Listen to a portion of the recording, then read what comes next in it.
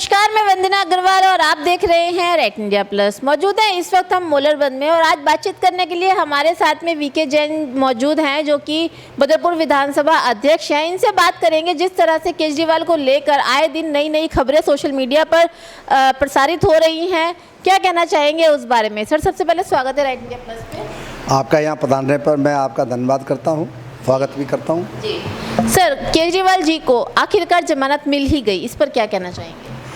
मतलब क्या है, आखिरकार जमानत मिली गई, मतलब जमानत तो मिलनी ही थी, देरी हो रही थी जमानत में। अब वो भी जो है कानून इस प्रकार का है, जो ईडी का मामला है पीएमएलए में जो है जमानत थोड़ी मुश्किल होती है और अक्सर करके जमानत तब मिलती है जब ईडी अपनी पूरी जांच पूरी कर चुकी होती है।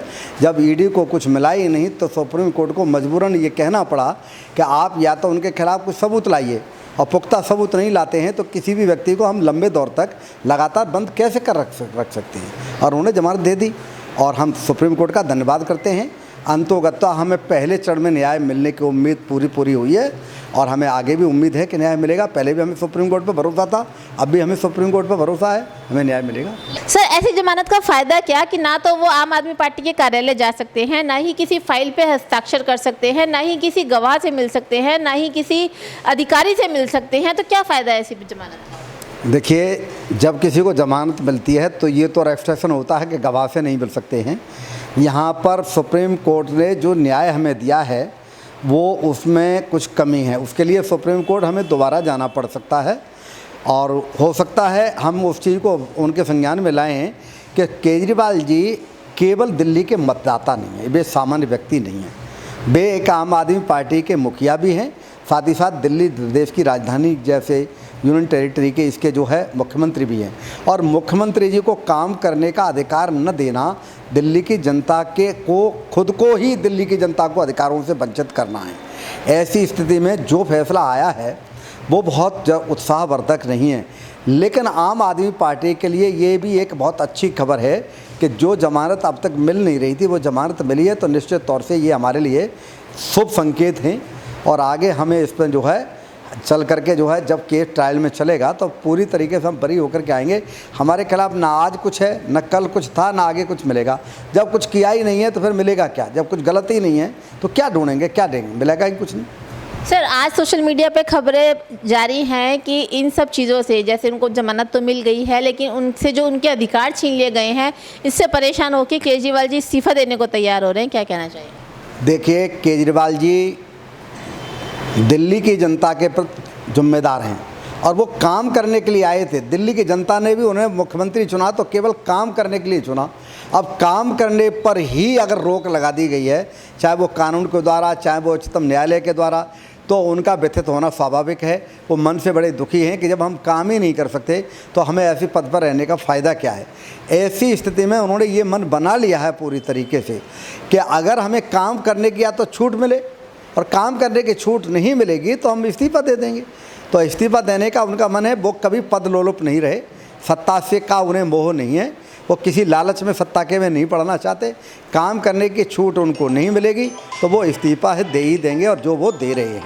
और ऐसा जो है मेरी समझ में वो ठीक ही कर रहे हैं। कम से कम दिल्ली की जनता को तो न्याय मिलेगा। क्या कहना चाहेंगे सर, अगर केजरीवाल जी इस्तीफा दे देते हैं तो अगला मुख्यमंत्री का चेहरा कौन होगा। देखिए, इस मामले में पार्टी सर्वसम्मति से फैसला लेगी। इसमें आप क्या कहना चाहती हैं, ये तो पार्टी का फैसला है, पार्टी अपने आप फैसला लेगी। पार्टी को भी तो काम करने दीजिए। इस मामले में मैं इतना बड़ा नेता नहीं हूँ, मैं तो कोई विधायक भी नहीं हूँ जो मैं कोई फैसला ले सकूँ। रही इस बात की बात है कि पार्टी का शीर्ष नेतृत्व और विधायक सब मिल करके जो हैं वो ये फैसला लेंगे दिल्ली का मुख्यमंत्री कौन हो। और अरविंद केजरीवाल के नेतृत्व में पार्टी पूरी तरह से मजबूत है, उनके नेतृत्व में फैसला लिया जाएगा। जब वो अपने पद से हटेंगे तो निश्चित तौर से कोई न कोई व्यक्ति इस पद के लिए पार्टी जिसको उपयुक्त समझेगी वो बनेगा। सर, 12 तारीख को केजरीवाल जी को कोर्ट से जमानत मिली थी, लेकिन 11 तारीख को आप लोग, मतलब आम आदमी पार्टी के लोग, बहुत ज़्यादा हल्ला मचा रहे थे, बहुत ज़्यादा शोर शराबा मचा रहे थे कि संविधान खतरे में है, क्योंकि गणेश चतुर्थी का जैसे टाइम चल रहा है तो जज चंद्रचूड़ सिंह और नरेंद्र मोदी जी एक ही घर में गणेश जी की पूजा कर रहे थे। जैसे ही 12 तारीख को केजरीवाल जी को जब कोर्ट से बेल मिली, वैसे ही आप लोगों के बयान बदल गए। तो इस तरह की दोहरी सियासत आप लोग क्यों वोट कर रहे हैं। देखिए, माननीय उच्चतम न्यायालय के मुख्य न्यायाधीश का और आदरणीय प्रधानमंत्री जी का एक साथ गणेश पूजा में शामिल होना ये नहीं दर्शाता है कि कोई संविधान को खतरा है। पहली बात बता दूं, जहाँ तक संविधान का खतरा है वो इस बात को लेकर के है कि लंबे समय तक किसी को न्याय न मिलना, ये न्यायपालिका के लिए भी अच्छा नहीं होता है। और हमारी तो न्यायपालिका गर्व ही इस बात पर करती है कि किसी भी व्यक्ति को न्याय में देरी करना ही अन्याय है। इसलिए जो है लोग ये सोचते हैं, लेकिन निश्चित तौर से बहुत जल्दी फैसला दिया। फिर भी जैसे ही उनको देखा कि फैसला अब हो जाना चाहिए, देखिए ये पूरी तरह से एब्सोल्युटली ये उच्चतम न्यायालय का अपना अधिकार क्षेत्र है, उसमें कोई इंटरफियर नहीं कर सकता, ना हम ना कोई और। हम उस अपने उच्चतम न्यायालय पर घमंड करते हैं, बड़ा हमें गरूर है, बड़ा गरिमा है उनकी। और वो ऐसी स्थिति में अगर उन्होंने पूजा पाठ कोई भी किसी के साथ कर सकता है। संविधान को खतरा तो हम इसलिए बताते आए हैं कि हमेशा से भारतीय जनता पार्टी ये नारा देती आई है कि अब की बार 400 पार, अगर लोकसभा में उनके पास 400 पार हो जाती, जिसकी कि कोई संभावना नहीं थी और दिल्ली की नहीं देश की जनता ने जो है भारतीय जनता पार्टी की ये आकांक्षा पूरी नहीं होने दी, उनको 240 पर वो सिमट गए, तो हमें ये खतरा था कि 400 पार का मतलब है कि वो बार बार कह रहे थे हमें संविधान बदलना है। तो संविधान बदलने का मतलब है लोकतंत्र में उनका विश्वास नहीं है। भाई संविधान क्यों बदलना है? जो इतना अटूट बढ़िया संविधान है, इससे बढ़िया संविधान क्या होगा? इस संविधान के तहत जिस चीज़ में आपको प्रॉब्लम आ रही है उसको आप बदलिए। आप संविधान बदलने की बात कर रहे हैं तो इसका मतलब है लोकतंत्र के लिए खतरा पैदा कर रहे हैं। तो ये बात तब की है, और लोकतंत्र के लिए जब जब खतरे की बात आएगी, आम आदमी पार्टी जो है उसके विरोध में खड़ी नजर आएगी। हमारे कार्यकर्ता जब जब उनको ये आशंका होती है न्यायपालिका को प्रभावित करने की कोशिश करेंगे, आप जो है संविधान को बदलने की कोशिश करेंगे, तो हम आवाज़ उठाएंगे। न्यायपालिका को प्रभावित करने की भारतीय जनता पार्टी कोशिश करती है, लेकिन हमें गर्व है अपने न्यायाधीशों पर, हमें उच्चतम न्यायालय पर बड़ा गर्व है कि कोई भी प्रभावित नहीं होता है। यही देश की सबसे बड़ी ताकत है और इसी पर हमको घमंड भी है। आप ये बताइएगा, भारतीय जनता पार्टी तो ये चाहती है कि न्यायाधीश भी हमारे हिसाब से चलने लगे, लेकिन ये न्यायपालिका स्वतंत्र है। अगर आज न्यायपालिका पर इतनी स्वतंत्रता नहीं होती तो न्यायपालिका भी उनके हिसाब से चलने लगती। और नहीं, और केजरीवाल जी बाहर तो आते ही नहीं, फिर कैसे बाहर आते? मुझे न्यायपालिका पर पूरा भरोसा है, लेकिन ये फैसला ज़रूर इस प्रकार का है जो बड़ा ही जो है अजीब सा लगता है कि एक मुख्यमंत्री को अगर जमानत दी गई है तो उसे काम करने का मौका मिलना चाहिए।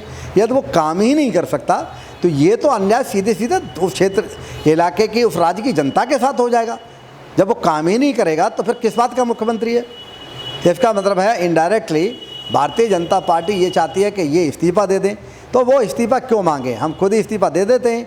भाजपा को अगर हिम्मत है तो चुनाव लड़े, मैदान में आए, चुनाव लड़ करके दिखाए और जब चाहे तब चुनाव करा ले। हम तो 24 घंटे चुनाव के लिए तैयार रहते हैं।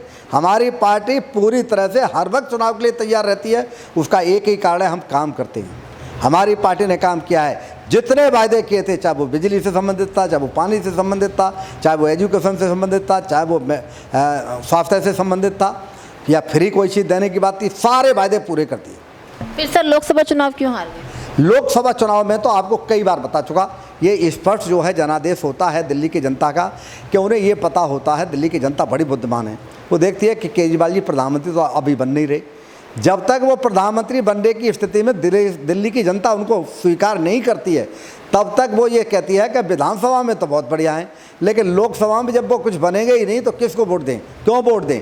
और वो जो है फिर उस टाइम पर सेकेंड विकल्प के तौर पर मोदी जी को पसंद करती है। इसमें बुराई क्या है? अगर मान लीजिए दिल्ली की जनता सेकंड विकल्प में मोदी जी को चुनती है, फर्स्ट विकल्प में जो है केजरीवाल को चुनती है, लोकसभा के चुनाव में केवल वो ये सोचती है कि मतलब उस वक्त मोदी उसकी फर्स्ट पसंद होते हैं, केजरीवाल जी दूसरी पसंद होते हैं, तो ये उसकी मन की पसंद है। लोकतंत्र में सबको अपने मन की इच्छा के अनुकूल जो है वोट देने का अधिकार है, अपनी पसंद के कैंडिडेट को वोट देने का अधिकार है। एक दिन ऐसा भी आएगा जब भारतीय जनता पार्टी को यहाँ पर जमानतें जब्त होंगी 7 सीटों पर। मेरा चैलेंज है इस बात का। और उस दिन वो दिन होगा, वो चुनाव वो होगा जब केजरीवाल देश का प्रधानमंत्री बनने वाला होगा।